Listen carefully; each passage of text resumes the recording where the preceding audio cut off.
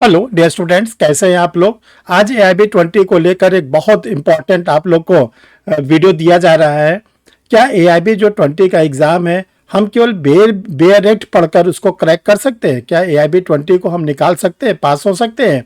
जैसा आप जानते हैं कि AIB के एग्जामिनेशंस में जो बेयर एक्ट होता है वो अलाउ है, लेकिन ये ध्यान रखिएगा केवल बेयर एक्ट के बेसिस पर हम AIB 20 को क्रैक नहीं कर सकते। अब फिर क्वेश्चन ये उठता है, जब नहीं क्रैक कर सकते तो कैसे फिर हम AIB 20 को पास करें। आज इसी को लेकर आप लोग को ये वीडियो बनाया जा रहा है। आप लोग इसमें लास्ट तक जुड़े रहे। जो आपको पूछना हो, जो जानना हो, जो समझना हो, वो कमेंट बॉक्स में आप लिखते जाइएगा। हम एक एक स्टूडेंट के कमेंट्स को पढ़ते हैं, आंसर देते हैं। The student, I am Harsh Bihari Shrivastava, law experts, परीक्षा refresher, online law classes from Allahabad. Dear student, आप लोग को बताना चाहते हैं कि जिन लोगों ने अभी तक परीक्षा रिफ्रेशर यूट्यूब चैनल को नहीं सब्सक्राइब किया, सब्सक्राइब कर लें, क्योंकि घर बैठे आप लोग को ढेर सारे वीडियोस आपके सिस्टम पर डेली मिलते रहते हैं। उससे आपकी नॉलेज बहुत स्ट्रांग होती रहती है। चलिए डियर स्टूडेंट, देखते हैं कि हम क्या AIB 20 को बिना बेयर रेट के बेसिस पर क्लियर कर सकते हैं। तो देखिए, इसका आंसर हमने आपको शुरू में बोला नो। तो जो नो बोला गया, इसका कारण क्या है?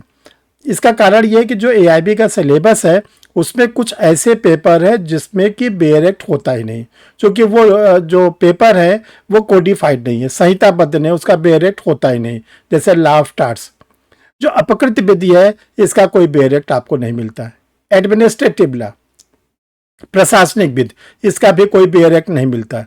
मुस्लिम लॉ, जो मुस्लिम विधि है, उसका भी कोई बेयर एक्ट नहीं मिलता। और साथ में जो हिंदू लॉ का अनकोडिफाइड पोर्शन है, जिसमें सोर्सेज ऑफ हिंदू लॉ है, मैरिज वगैरह, इसका भी बेयर एक्ट नहीं मिलता। और PIL, पब्लिक इंटरेस्ट लिटिगेशन, इसका तो बेयर एक्ट मिलता ही नहीं। अब आप सोचिए, जब बेयर एक्ट मिलता ही नहीं है तो किस बेसिस पर आप इन सब क्वेश्चंस को करेंगे।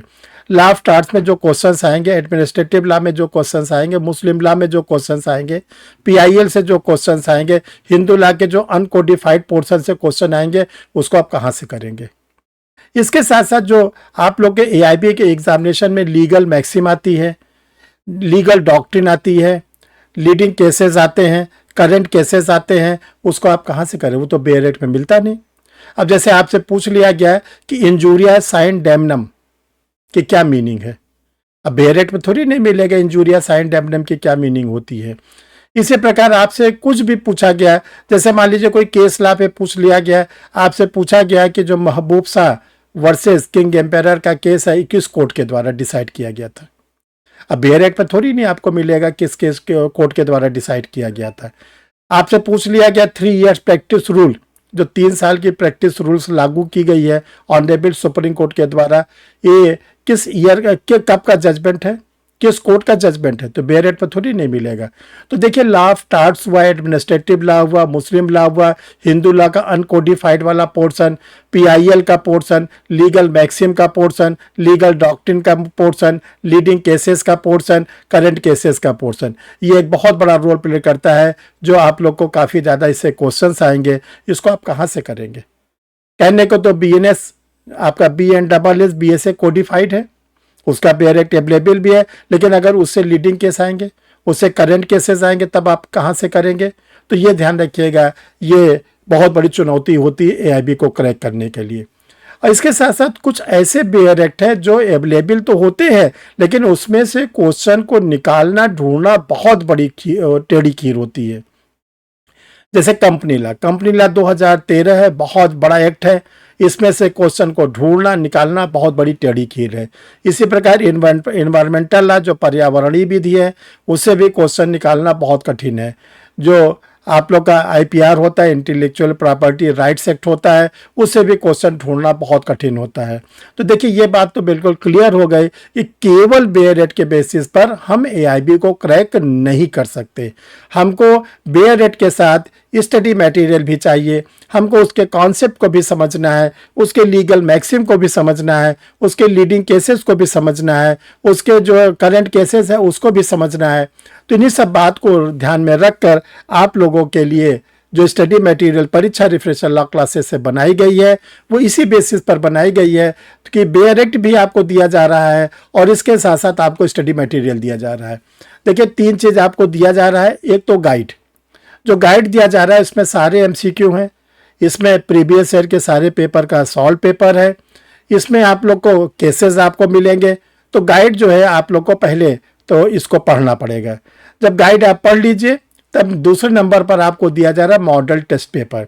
जो मॉडल टेस्ट पेपर, इसमें 5 टेस्ट पेपर आपको दिए जा रहे हैं। ये डिग्लॉट एडिशन में हिंदी इंग्लिश दोनों में है। हिंदी वाले भी इसको सॉल्व करें, इंग्लिश वाले सॉल्व करें। आपने गाइड को सॉल्व कर लिया, मॉडल पेपर को सॉल्व कर लिया। अब लास्ट में आपको एक मिलता है बेयर एक्ट, जिसमें केवल सेक्शन दिया गया है, इसको आप पढ़िए। तो guide plus model paper plus bare act, ये तीनों पढ़ाई पढ़ के आप जाएंगे, तैयारी करके जाएंगे तो जो AIB 20 है आप ज़रूर और ज़रूर क्रैक करेंगे। अब डियर स्टूडेंट, क्वेश्चन ये उठता है कैसे इसको मंगाएं, कैसे इसको आप प्राप्त करें। तो देखिए, कहीं जाने की, कहीं दौड़ने की, न मार्केट में कहीं आपको जाने की ज़रूरत नहीं है।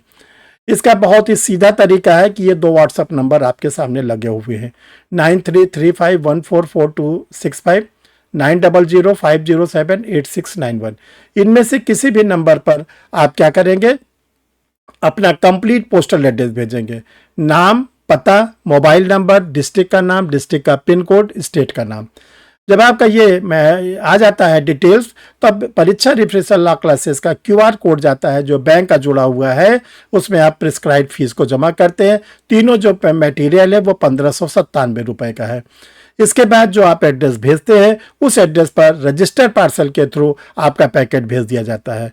देखिए, समय बहुत कम है, 30 नवंबर को आप लोग का एग्जामिनेशंस है। अगर आप जो आपको स्टडी मटेरियल बताया जा रहा है, अगर इसको आप 2 बार 3 बार सॉल्व कर लेते हैं तो आप AIB क्रैक कर लेंगे, आपको एक जुडिशियल नॉलेज हो जाएगा और फ्यूचर में आप जो भी एग्ज़ाम देना चाहते हैं उसको भी दे सकते हैं, एक अच्छे एडवोकेट के रूप में भी अपने को स्थापित कर सकते हैं। थैंक यू डियर स्टूडेंट, फिर मिलते हैं हम लोग किसी नए वीडियो।